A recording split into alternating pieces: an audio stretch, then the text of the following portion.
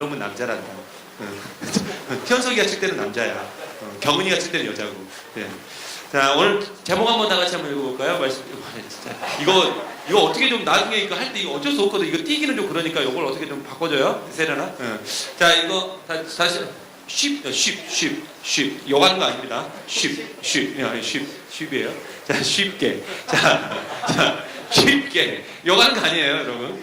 자, 같이 한번 읽어봅시다. 시작. 쉽게 같이 밥 먹는 공동체가 진짜 공동체. 네. 여러분 이런 공동체가 되기를 간절히 소망합니다. 네. 쉽게 밥 먹는 공동체. 네. 여러분 오늘부터 다시 이제 마가복음으로 좀 돌아가겠습니다. 한 달 동안 우리가 계속 전도에 관한 이야기를 보다가 이제 다시 마가복음으로 돌아가는데요. 여러분 잊어버렸을까봐 다시 한번 이야기하는데 마가복음은 하나님 나라에 관한 이야기예요. 무슨 이야기라고요? 하나님 나라. 하나님 나라에 관한 이야기인데 하나님은 예수님을 이 세상에 보내셔서 그 예수님을 통해서 진정한 하나님의 나라는 어떤 나라인가를 알려주고 또 우리를 통해서 예수 그리스도를 믿는 우리를 통해서 하나님 나라를 이 땅 가운데 세우기를 원하시는 내용이 뭐냐면 그게 마가복음이에요. 여러분 오늘 말씀 역시 그 하나님 나라에 관한 이야기입니다.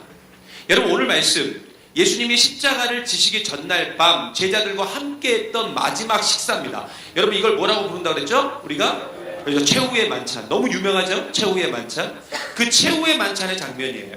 우리는 오늘 말씀을 통해서 뭐 여러 가지 것들을 볼 수가 있어요. 뭐 가룟 유다에 관한 이야기도 볼 수 있고 성만찬에 우리가 다음 주에 성만찬 할 건데 성만찬에 관한 이야기도 볼 수 있고 볼 수 있지만 우리는 오늘 말씀을 통해서 왜 예수님이 십자가에 달리시기 전날 밤에 밥을 먹었나? 물론 6월절이라서 먹은 건 있어요. 그런데 왜 같이 그렇게 밥을 먹었나? 그 밥을 왜 먹었는지 다시 한번 좀 보자는 거예요. 왜 밥을 먹었나? 그 밥을 먹은 장면을 통해서 신앙의 본질 그리고 교회의 본질이 무엇인지를 생각해보고 우리의 삶 속에서 하나님 나라를 좀 경험하고 그 하나님 나라를 통해서 늘 승리하는 저와 여러분 되기를 간절히 소망합니다. 첫 번째로 뭐냐? 오늘 말씀을 통해서 알 수 있는 건 뭐냐면 교회는 함께 뭐 하는 곳이라고요? 교제하는 곳이. 교회는 교제하는 곳이에요. 교제하는 곳. 교제가 뭡니까? 사귀는 거죠. 사귀는 거예요. 여러분 오늘 말씀은 먹을 때 하신 말씀입니다. 예수님이 먹을 때. 여러분 우리가 성경을 자세히 보면 알 수 있는데 예수님의 많은 기적의 사건들과 그리고 예수님의 그 가르침들이 대부분 이 식사 시간에 일어났어요. 자, 오병이어 언제 일어났어요? 그죠, 식사 시간에 일어났어요. 삭개오의 회개 언제 일어났어요? 밥 먹다가 일어났어요. 그러니까 이 밥 먹는 게 그렇게 중요한 거야. 그래서 아까 인사를 어떻게 한 거야? 밥 먹었습니까? 하고 이렇게 물어보라고 한 거예요. 이 밥 먹는 거, 같이 밥 먹는 거, 혼자 밥 먹는 것은 외롭지만, 그죠? 혼자 밥 먹는 것은 그렇지만, 같이 밥 먹는 거, 그걸 얘기하는 거예요. 그게 굉장히 중요해요. 여러분, 사실, 우리가 누군가와 함께 식사하는 그 식사란, 단순히 같이 먹는 것, 같이 밥 먹는 것으로 끝나는 게 아니라, 그 식사를 통해서 사실 서로에 대한 관심을 갖게 되고 서로에 대한 이해를 얻게 되고 그리고 그 관계가 생겨나는 자리가 어떤 자리냐면 이 밥 먹는 자리입니다. 그래서 굉장히 먹는 게 굉장히 중요해요. 이따가 우리 순모임 할 때도 여러분 피자를 먹을 거예요. 오늘 피자는 최재한 간사님이 쏘는 겁니다. 결혼식 기념으로 네, 최재한 간사님이 내가 봤을 때 희정이한테 허락을 받았는지 안 받았는지 모르겠지만 아무튼 최재한 간사님이 박희정, 최재한 오늘 이렇게 큰 일을 했어요. 그래서 여러분 같이 먹으면서 대화하라고 관계가 깊어지라고 피자를 쏜대요. 자, 여러분 사도행전 2장 46절 말씀 보겠습니다. 사도행전 2장 46절 같이 봅니다. 시작. 마음을 같이하여 성전에 모이기를 힘쓰고 집에서 떡을 떼며 기쁨과 순전한 마음으로 음식을 먹고. 여러분 여기 보세요. 지금 이 모습은 어떤 모습이냐면 초대교회의 모습입니다. 자, 초대교회의 모습 마지막 잘 보세요. 뭘 했어요? 먹었다 이렇게 나옵니다. 먹었어요. 자, 초대교회 특징이 있는데 초대교회는 어떤 교회냐면 식탁 공동체였어요. 식탁 공동체. 항상 모이면 같이 밥 먹었고요. 밥 먹으면서 교제했고요. 밥 먹으면서 예배드렸습니다. 그게 초대교회의 모습이에요. 그리고 놀라운 건 뭐냐면 그게 초대교회의 부흥의 원동력이 되었다는 겁니다. 한국교회도 마찬가지예요. 한국도 이 한국의 밥에 대한 문화가 부흥의 원동력이 되었습니다. 부흥의 원동력. 우리나라는요 사실 옛날에 하도 못 먹고 살아서 그런지는 모르겠지만 인사가 뭐죠? 그죠? 식사하셨습니까? 이게 인사예요. 그죠? 미국에서는 그렇게 하지 않지. 전혀 그렇죠. 네버 전혀 그렇지 않아요. 저 친구는 한국말을 해도 영어로 들려. 나는 이상하게. 아까 안 할래. 혜영이 또 이야기하는 것 같아서 안 할 거야. 자, 그래서 저기 뭔 얘기하다 그러지? 식사하셨습니까? 그게 인사라고요. 식사하셨습니까? 그리고 헤어질 때 인사는 뭔 줄 아세요? 아니. 글지 다음에 밥 한번 같이 먹자지. 우리가 꼭 만나면 하는 인사는 식사하셨습니까? 헤어질 때 인사는 뭐예요? 언제 밥 한번 같이 먹자. 만나면 반갑다고 뽀뽀뽀, 헤어질 때 아쉽다고 뽀뽀뽀가 아니라 그렇게 항상 밥으로 시작해서 밥으로 끝나는 게 우리 한국 문화예요. 우리 희정이는 잘할 거예요. 제 후배 목사님 중에 입버릇처럼 이게 붙은 목사님이 있어요. 그래서 항상 뭐라고 하냐면 언제 밥 한번 같이 먹자고. 밥 한번 같이 먹자. 오석진 목사라고. 언제 밥 한번 같이 먹자고. 이게 입에 붙은 목사님 있어요. 그래서 하도 많은 사람들한테 이 말을 해가지고 한 번은 다들 물어봤어요. 언제 그 사람하고 밥 먹었냐고. 아무도 없어, 밥 먹은 사람이. 저도 그 얘기를요, 한 5번, 6번 들었거든요. 근데 나하고 밥 먹은 적이 없어. 근데 맨날 저한테 하는 게 뭐냐면, 목사님 먼저 밥 한번 같이 먹어요. 목사님 먼저 밥 한번 같이 먹어요. 그래서 한 번은 또 전화통화를 왔어요. 전화통화하는데, 그 전화통화 내용의 마지막에 이러더라고요. 목사님, 언제 밥 한번 같이 먹어요. 이러더라고요. 그래서 제가, 그래, 기회는 이때다 하고, 언제? 몇 월, 며칠, 몇 시, 장소는 어디로 할까? 제가 물었어요. 그랬더니 이 친구가 갑자기 당황을 하더라고요. 왜냐면 계획이 없었던 거거든요.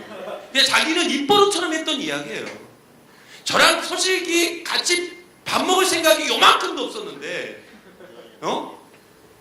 그냥 이 친구는 밥 먹자는 이야기가 인사가 돼버린 거예요, 자기에게.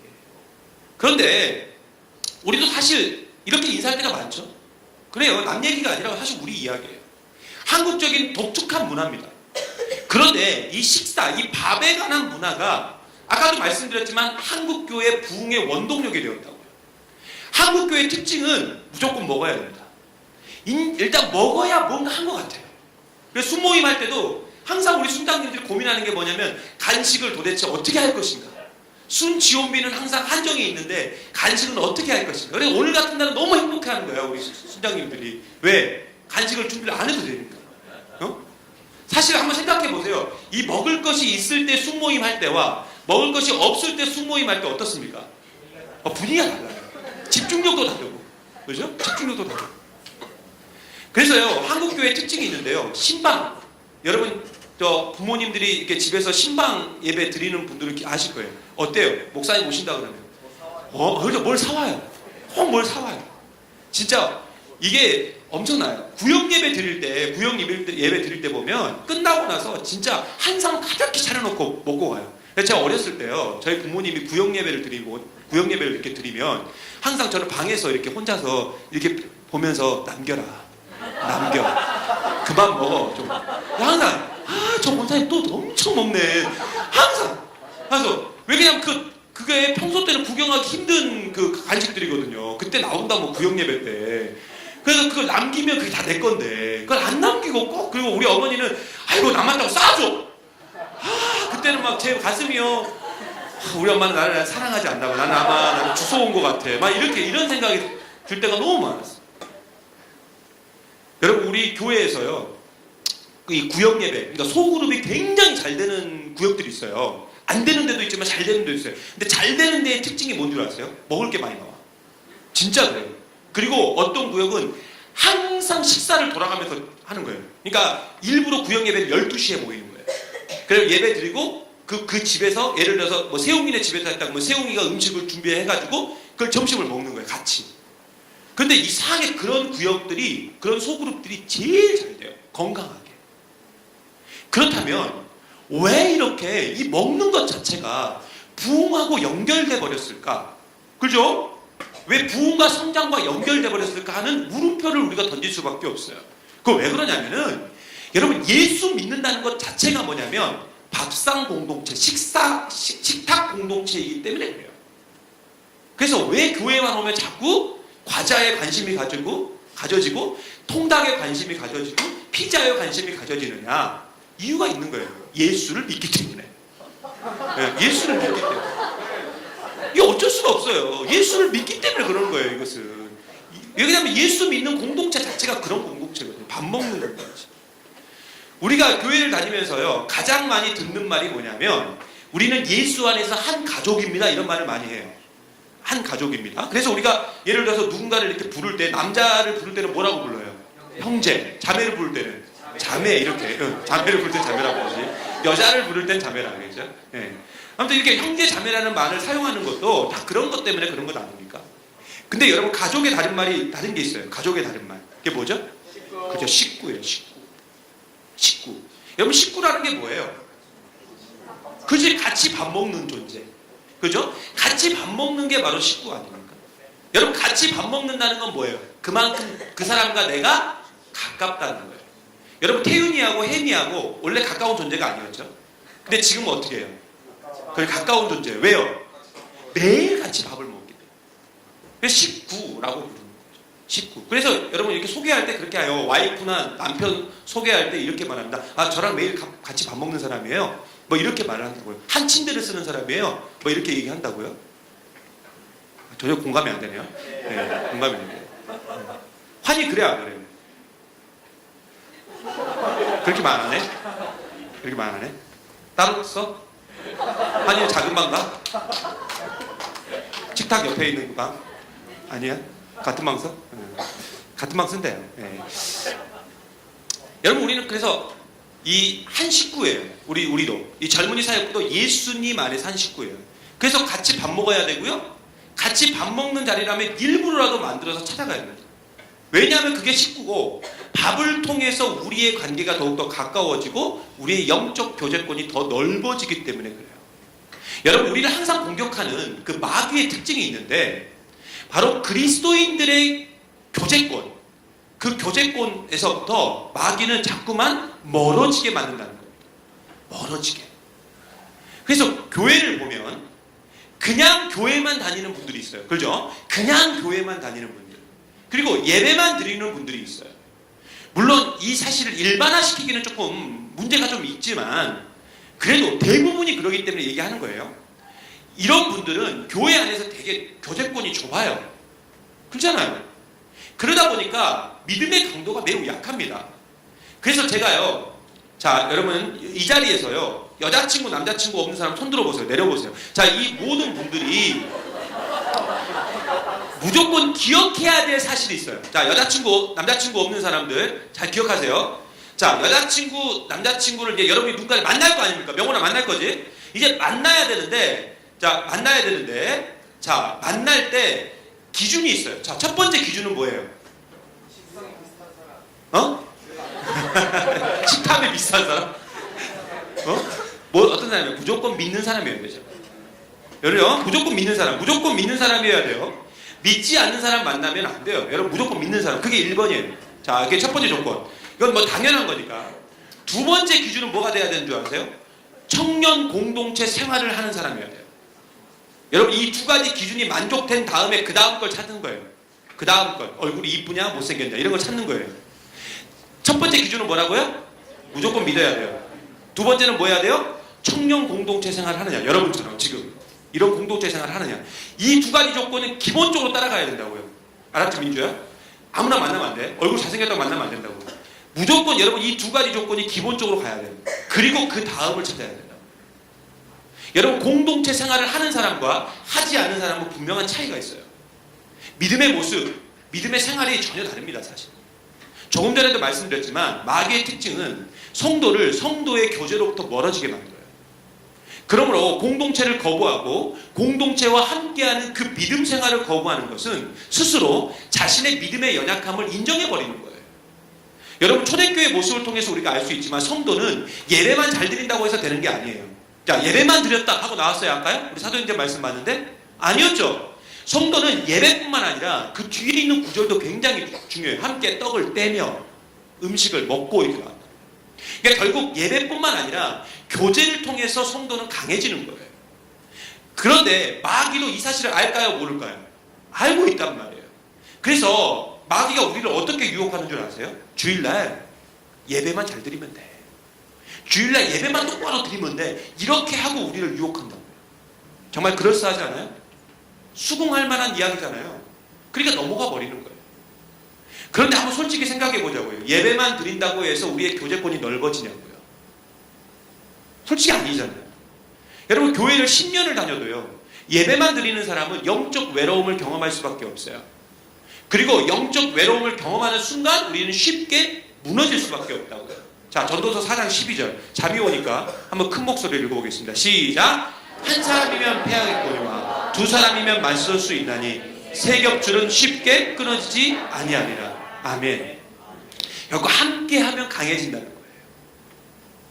즉, 성도의 교제가 넓은 사람은 믿음 생활도 강하게 할 수 있어요. 그래서 마귀는 어떻게든 성도의 교제를 끊어지게 만들려고 합니다. 그게 마귀의 특성이에요.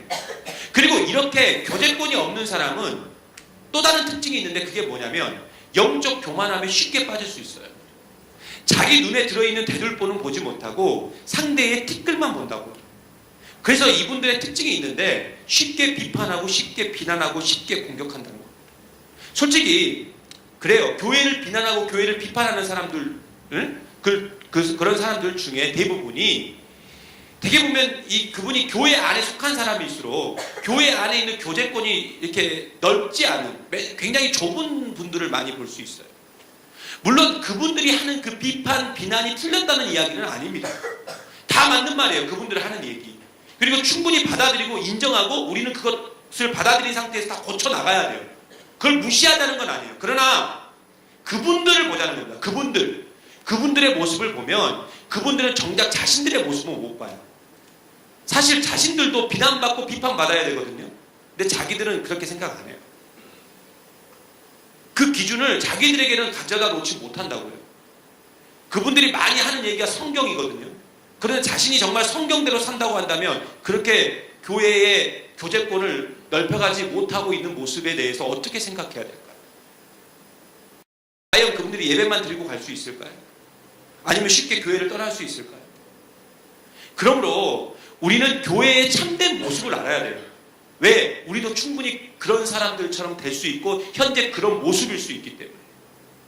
여러분, 교회는요, 하나님과의 교제, 이 교제도 있는 곳이지만 성도 간의 교제도 필요한 곳이에요.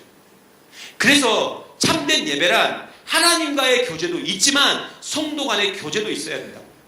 하지만 많은 사람들이 하나님과의 교제만 하면 나는 예배를 다 드렸다라고 착각해버립니다. 그러나 이건 완전한 예배가 아니에요. 예배는 반드시 하나님과의 만남이 있다면 성도들 간의 만남으로도 이어져야 된다는 거예요. 그래서 십자가가 가리키고 있는 것이 그런 거 아닙니까? 하나님과의 만남, 사람과 사람과의 만남. 그게 교회예요. 근데 우리는 요것만 하고 가버리는 경우가 많다고요. 그래서 우리는 예배 말고도 순모임에도 꼭 참여해야 되고, 또 신혼부부 모임에도 참여해야 되고, 신혼부부 아닌 사람은 오지 말고 신혼부부 팀 모임에도 참여해야 되고, 기수별 모임에도 참여해야 되는 거예요. 그리고 우리 젊은이 사역부 안에 있는 많은 프로그램들, 그 프로그램들에 우리가 참여해서 우리의 교제권을 넓혀가야 돼요. 그래야 건강해질 수 있는 거예요. 그래서 건강한 그리스도인일수록 이런 모임에 적극적으로 참여하는 거예요. 그런데 바로 신앙의 문제가 생겼을 때 나타나는 첫 번째 현상이 뭔 줄 아세요? 이런 모임이 싫어진다는 거예요. 거부 반응이 일어난다는 거예요. 그리고 점점점 거부하다가 나중에는 아예 떠나버리는 거예요. 그래서 우리는 항상 이 교제권 안에 머물러 있어야 됩니다. 때로는 그 교제하는 게 싫을 수 있어요. 그렇잖아요. 그 교제하는 게 싫을 수 있어요. 저도 알아요. 그게 힘들 수 있어요. 마음에 들지 않을 수도 있어요.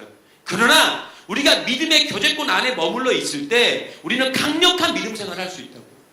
그리고 우리는 그곳에서 위로받을 수 있고 힘을 얻을 수 있다는 거예요. 그러면 항상 여러분 기회가 되는 대로 교제권 안으로 들어오세요. 그리고 많은 사람들과 함께 나누세요. 그렇게 될 때 우리가 아름다운 믿음의 공동체, 즉 하나님 나라를 만들게 될 줄 믿습니다. 두 번째로 오늘 말씀을 통해서 알 수 있는 건 뭐냐면, 같이 볼까요? 시작! 교회는 성도가 함께하는 곳이에요. 여러분, 이 부분에 대해서 우리 교회는 성도가 함께하는 곳이지 이렇게 생각할 수 있어요. 근데 제가 왜 이 이야기를 꺼내냐면, 사람들이 많이 착각하는 것 중에 하나가 뭐냐면 교회를 이런 건물로 인식한다는 거죠. 교회를 이런 건물로 인식한다는 거예요. 그러나 여러분, 이 건물, 지금 여러분이 앉아있고 여러분이 지금 밟고 있는 이 건물은 그냥 건물이에요. 이건 교회가 아니에요. 이건 그냥 건물이라고요. 건물. 여러분, 교회는 헬라어로 뭐라고 부르냐면 에클레시아라고 부릅니다. 에클레시아. 한 번쯤 들어봤을 거예요. 근데 에클레시아는 무슨 뜻이냐면은, 이 교회라는 말의 그 뜻은 뭐냐면은 성도들의 모임이라는 거예요. 성도들의 모임. 그러니까 지금 이게 뭐예요? 이게 교회라고요. 이 건물은 교회가 아니에요. 이건 그냥 건물이에요. 건물. 건물. 그래서 교회는 구약시대로 돌아가서 보면 그 교회는 성전이 아니라 사실 성막에 가깝습니다. 성막. 여러분, 성전은 건물이지만 성막은 텐트예요. 텐트. 여러분, 출애굽기를 보면 성막은 하나님의 임재를 의미합니다. 여러분, 출애굽기 25장 8절 보겠습니다. 시작. 내가 그들 중에 거할 성소를 그들이 나를 위해 짓되. 자, 이게 무슨 말이냐면 성막을 지을 때, 짓기 전에 하나님이 모세에게 하신 말씀이에요. 그러니까 성막이란 하나님이 거하실 성소라는 거죠. 한마디로 하나님이 머무시는 곳이에요. 자, 성막은 아까 건물이 아니라 뭐라 그랬어요? 텐트라 그랬어요. 텐트. 텐트, 천막이죠. 저도 지난 5월 5일 어린이날을 앞두고 우리 아이들과 뭐 하면 좋을까 생각을 하다가 텐트를 하나 구입했습니다. 그늘막 텐트를. 근데 이 텐트를 구입하고 나서 생긴 버릇이 있어요. 그게 뭐냐면, 어디를 가면 텐트 칠 장소부터 본다는 거예요. 어디다 텐트를 치면 좋을까? 뭐 이것부터 봐요. 어디다 텐트를 치면 좋을까? 그리고 어떻게 하면 텐트를 치고 놀아볼까? 왜냐면 그걸 샀으니까 자꾸 이용해야 되니까. 네, 그런 생각이 많아요. 그래서 항상 저는 차에다가 지금도 텐트를 싣고 다녀요. 여차하면 쳐버리려고. 네, 거기 놀라고. 거기도 놀고 싶어서. 근데 여러분, 결국 이런 텐트의 장점이 뭐죠? 그래서 이동성이에요. 역동성이라고. 이 역동성과 이동성이 텐트의 장점이에요. 아무데나 마음이 든 곳이 있으면 텐트를 칠 수 있고 일단 그곳은 내 집이 되는 거예요. 근데 이 건물은 그럴 수 있어요? 없어요? 없죠. 건물은 항상 그곳에 있어야 돼요. 움직일 수가 없어요. 이거 부동성이죠. 여러분, 마태복음 18장 20절에 보면 우리가 너무나도 잘 알고 있는 말씀입니다. 같이 봅니다. 시작. 두세 사람이 내 이름으로 모인 곳에는 나도. 자, 두세 사람이 내 이름으로 모인 곳에는 나도. 나는 예수님이거든요. 예수님도 함께 하겠다 이렇게 말씀하셨다고요. 그죠? 그러면 우리가 예수의 이름으로 두세 사람이 모여 있으면 거기가 뭐가 되는 거예요? 그게 교회가 되는 거예요. 그게 순천제일교회 젊은이 사역부가 되는 거예요. 그러니까 예수의 이름으로 모인 곳은 어디든지 다 교회예요. 그래서 초대교회는 지금처럼 이런 건물이 아니라 가정에서 예배를 드렸고 교회를 시작했습니다. 그러므로 여러분들이 예수의 이름으로 모인 곳은 다 순천제일교회예요. 그리고 그곳에는 하나님이 함께 하신다는 거예요. 여러분, 초대교회는요, 약 150년간 교회 건물이 없었습니다. 그러나 역사상 가장 강력한 교회가 초대교회였어요. 그러므로 교회는 우리 교회처럼 건물이 크다고 해서 강력한 게 아니라 성도 간의 교제가 있고 성도 간의 모임이 활발할 때 가장 강력한 교회라는 거예요. 그래서 소그룹이 중요한 거예요. 기수별 모임이 중요한 거예요. 신혼부부팀 모임이 중요한 거예요. 전 여러분들 간에 그런 교제가 활발했으면 좋겠어요. 서로 만나고 교제하고 함께하는 시간들이 좀 많았으면 좋겠어요. 그리고 여기서 예배만 드리고 그냥 끝 하지 말고 세상 속에서도 함께 만나고 함께 교제했으면 좋겠어요. 여러분, 우리는 늘 세상 속에서 살아가고 있습니다. 그렇죠? 그러나 우리는 세상과는 달라야 돼요. 여기서 다르다는 것은 세상과 우리를 구별해서 산 쪽으로 들어가라는 말이 아니에요. 여기서 다름은 뭐냐? 가치. 그러니까 세상과 우리가 가치와 기준과 표준이 다르다는 거예요. 자, 예를 들어서 한때 논쟁이 되었던 EDM, 그죠? 올 봄에 굉장히 논쟁이 되었어요. EDM 논쟁이 있었어요. 그 EDM을 교회 음악에 쓸 수 있느냐 없느냐를 가지고 굉장히 막 논쟁이 됐는데, 자, EDM 같은 경우 세상의 기준과 우리의 기준은 달라요. 자, 우리는 음악을 가지고 누구를 찬양하죠? 하나님을 찬양해요. 나를 위해서 노래 부르는 사람은 없어요. 그렇잖아요. 그런데 세상의 노래는 어때요? 자기를 위해서 노래 부르잖아요. 자기를 위해서. 그러니까 근본적인 가치와 기준과 표준이 다른 거예요. 그래서 우리는 우리의 만남을 이 교회 안에서 끝내지 말고 세상 속에서도 만들어가는 거예요. 그래서 세상 속에서 그리스도의 가치, 그리스도의 기준, 그리스도의 표준을 보여주는 거예요. 자, 예를 들어서 기수별 모임을 한다. 그렇다면 그곳에 내 또래 친구들, 믿지 않는 친구들을 초청을 해서 함께 해보는 거예요. 그리고 보여주는 거예요. 세상에게 보여주는 거예요. 하나님을 믿는 사람들은 어떻게 노는지, 기독교의 교제를 보여주는 거예요. 술을 마시지 않고도 얼마나 재밌고 얼마나 즐거울 수 있는지를 보여주는 거예요. 야, 술 먹지 않고도 저렇게 취할 수 있구나 하는 걸 그걸 보여주는 거예요. 순모임도 마찬가지예요. 여기 순별로 아우팅 많이 하죠? 아우팅? 밖에 많이 나가잖아요? 그렇다면 식당이나 카페에 가서 주로 뭐예요? 단순히 먹고 마시고 그래 끝나죠? 이게 끝내지 말고 기독교의 좋은 문화를 좀 보여주는 거예요. 그 식당과 카페에 있는 사람들이 그러면 보지 않겠습니까? 그리고 자신도 저런 모임에 함께하고 싶다는 그런 생각들이 가져지지 않을까요? 그런데 이런 기수 모임과 순 모임으로 끝내야 될까요? 아니죠. 생각지도 못한 조합을 좀 만들어 보세요. 생각지도 못한. 그래서 어떻게 저 사람하고 저 사람 만나서 저렇게 밥을 먹고 있어? 둘이 사귀나? 이렇게 생각하지 말고 야 대단한데? 어떻게 저 사람하고 저 사람 저렇게 만나 있지? 만나서 저렇게 친해졌지? 그런 생각지도 못한 조합. 응? 그런 조합들이 만들어져야 됩니다. 그래서 전 여러분들에게 좀 자주 좀 만났으면 좋겠어요. 주중에 함께 했으면 좋겠어요. 사무적인 만남 말고 진실한 만남들이 좀 있었으면 좋겠다. 그래서 그동안 함께하지 못했던 사람들이 있다면 일부러라도 좀 만나자 그래서 함께하고 같이 하고 이야기하고 그랬으면 좋겠어요. 물론 쉽지 않죠. 그러나 얼마든지 할 수 있다고요. 우리 20대 초반들 우리 20대 초반들 잘 들으세요. 은혁이도 20대 초반이니? 그래? 아직은 초반이야? 딱 걸려있어? 그럼 수연이도 걸린 거야? 초반 24시 초반이야? 중반이야? 초반 중반 논쟁이 시작됐습니다. 여러분 초반이야 중반이야? 야, 초반이야 중반. 20대 24살은 초반이냐 중반이냐? 네. 아무튼 20대 초반들은 자 오빠, 언니, 형, 누나들에게 밥 좀 사달라고 좀 하세요. 네? 여러분 그거 하고 있어요? 아니 그거 하고 있냐고. 아니 맨날 민수한테만 사달라고 그러지 말고. 민수가 봉이냐? 맨날 민수 페이스북은 맨날 후배들하고 밥 먹은 사진밖에 안 올라와. 그것도 남자들만. 불쌍해 죽겠어. 아니면 지 조카 사진. 민수도 아들 사진 올리고 싶다고. 그게 민수가 자꾸 조카 산이 사진을 올리는 이유가 뭔지 알아? 나도 아들 낳고 싶다. 나도 결혼하고 싶다. 나도 외롭다. 제발 누가 나랑 좀 만나주라. 그거 올리는 거예요. 여러분 좀 알아주세요 좀. 왜 그걸 몰라? 민수의 그 속마음을 왜 모르냐고. 민수가 자꾸 남자들 사진 올리는 이유는 뭐냐면 나는 이렇게 지금 시간이 많다. 여자들아 나랑 좀 놀아주라. 이렇게 하는 거예요. 나도 이렇게 밥 사줄 능력이 된다. 좀 민수 좀 기억 좀 해주세요. 민수 불쌍하잖아. 그러니까 민수 말고 다른 형들한테 맨날 대열이한테 밥 사달라고 그러지 말고 다른 형들한테 밥 좀 사달라고 그러세요. 밥 좀 사달라고. 얼마나 좋아요. 뜬금없이 가가지고 언니 나 밥 좀 사줘요. 오빠 나 밥 좀 사줘요. 형 나 좀 밥 좀 사줘요. 누나 나 좀 밥 좀 사줘요. 왜 그걸 못하냐고요. 학교에서는 그렇게 잘하는데 왜 여기 와서는 그걸 안 하냐고. 아니 저 오늘 처음 봤어. 물론 재수가 없어. 처음 봤는데 뭐 밥 사달라고 재수 없지. 그런데도 기분은 좋을 거야. 왜? 친한 척 하니까. 응?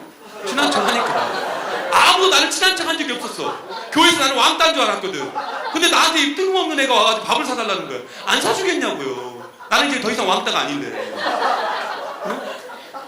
좀 밥 좀 사달라고 하세요. 밥 좀. 여러분 신혼부부들요 돈 많아요. 네. 저 주일이한테 가서 밥 좀 사달라고 그러세요. 주일 애 낳고 나면 밥도 못 사줘 이제 그때 가면. 밥 사달라고 하세요. 막 바지가랑이에 붙들어. 주일날 어차피 시간 많아. 주일은 주일날 미안해. 아재개 그거 돼버렸네. 그래서 아무튼 저기 밥 좀 사달라고 하세요. 그리고 우리 선배들 20대 중반 20대 아무튼 좀 이상 30대 30대까지는 좀 동생들한테 가가지고 야 내가 커피 한잔 사줄 테니까 야 만나자. 근데 커피를 아무 데나 사주면 안 돼. 어디서 사줘야 돼? 시노디아 가서 비싼 거. 그래야 가지. 여러분 초성 가자 가자 그러면 가겠어요. 맨날 나도 거기 가는데. 근데 시노디아 정도 가자 그러면은 애들이 가슴이 벌써 벌렁벌렁 뛰고 시노디아 나 거기 가서 홍차 아보카도 먹고 싶어 막 그래가지고 갈 거 아니에요. 오빠 나 오늘 그거 25,000원짜리 커피 사주는 거야? 막 이렇게 막 드디어 25,000원짜리 먹어보는 거야? 3만원짜리 게이샤 내가 오늘 먹어보는구나 막 그러면서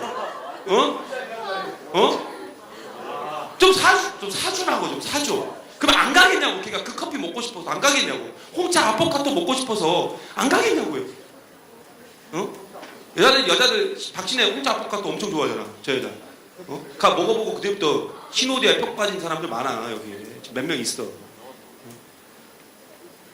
여러분 그렇게 좀 하라고요. 여러분 솔직히 우리가요 200명도 안 되는 이 공동체에서 얼굴도 모르고 서로 얼굴도 모르고 이름도 모르고 여러분 얼마나 부끄러운 일입니까? 몇 명이나 아세요 이름을? 얼굴을 몇 명이나 아냐고요. 전 우리 공동체가 그 만남과 모임과 그 교제의 폭이 좀 넓어졌으면 좋겠어요. 충분히 할 수 있어요. 그렇지? 세훈아 그렇지? 홍차 아보카도 사달라고 사줄 수 있지? 그렇지? 사줄 수 있다잖아. 사줄 수 있대. 25,000원짜리 블루 마운틴 사줄 남자야 저 남자가. 그래. 만나자고 다 만나줘요. 좀 해보세요. 먼저 숨기리 좀 해보고 기수별끼리 좀 해보고 좀 해보라고요. 여러분 솔직히 천사게임 28차까지 가갖고 멈췄거든요. 여러분 제가 천사게임 했던 목적도 다 이런 건데 안 해요. 죽어도 안 해. 28차까지 어떻게 가긴 갔는데 안 하니까 멈췄어요. 여러분 안 된다고 포기하지 말고 좀 해보세요. 안 된다고 포기하는 건 마귀에게 지는 거예요. 제발 세상적 가치관을 교회에 적용하지 말고 세상적 가치관 그런 거 좀 버리세요. 여러분 세상적 가치관은 자기 이익을 위한 거 아닙니까? 그러니까 교제권이 좁아지는 거예요. 자꾸만 우리 가운데. 근데 교회는 뭐예요? 구별도 없고 차별도 없고 우리 식구 아닙니까? 식구가 뭐가 부끄러워? 그죠? 뭐가 어색해? 우리는 하나님 안에 산 가족 아닙니까? 그러므로 여러분 기독교적 가치관을 가지고 좀 함께 했으면 좋겠어요. 그게 교회고 그게 하나님 나라예요. 말씀 마칠까 합니다. 교회는 성도 간의 교제가 있는 것이고 성도의 모임이에요. 그래서 우리는 우리의 교제권을 좀 넓혀가야 돼요. 나 혼자 열심히